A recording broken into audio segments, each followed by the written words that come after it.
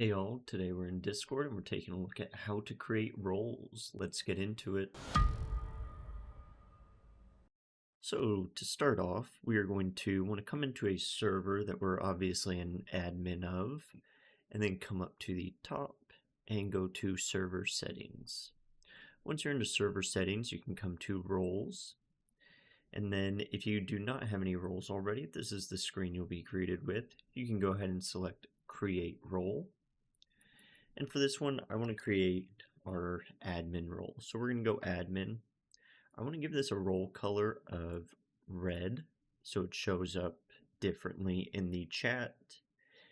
And then one of the things I like to personally use is display roles separately from online members. And I'll show you what this does in a little bit. After that, we can come up to permissions. And this is where we want to give each role any of the permissions that it may need. So like view channels, manage roles, create expressions, manage expressions.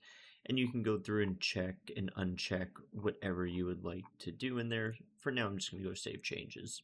You do also have the option of creating linked roles, so having to go through additional forms of authentication to have this role.